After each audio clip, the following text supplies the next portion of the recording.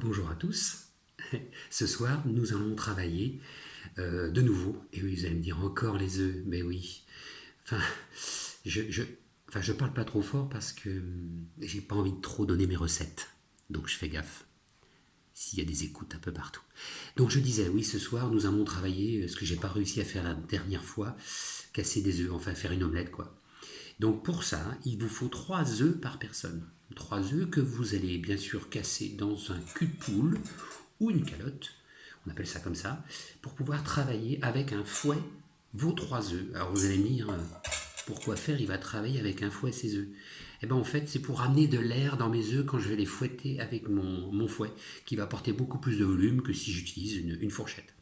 Et dedans je vais surtout pas oublier de rajouter, avant de battre, du poivre. Alors le poivre, moi, je le mets comme ça dans un moulin.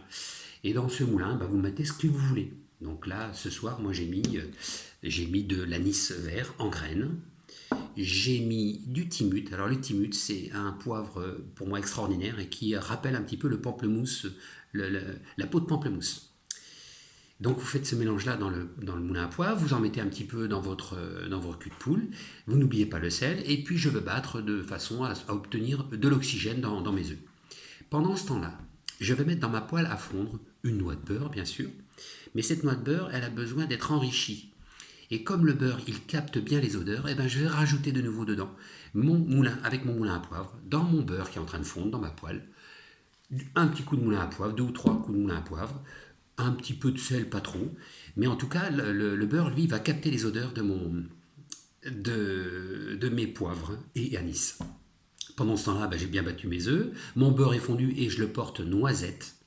Et quand il est noisette, évidemment, là, je verse dedans ma préparation que j'avais battue au préalable avec mes œufs. Et là, je ne travaille plus dans la poêle avec le fouet, mais plutôt une cuillère en bois. Donc je travaille avec ma cuillère en bois jusqu'à l'obtention, doucement sur le feu, d'un œuf coagulé. Attention, une omelette, c'est blanc et c'est baveux. Donc ça veut dire que je n'irai pas jusqu'au bout de la cuisson. Je l'enlève du feu avant la fin de la cuisson parce qu'en fait avec l'inertie je vais encore gagner 2 degrés et je vais peut-être trop cuire mon omelette.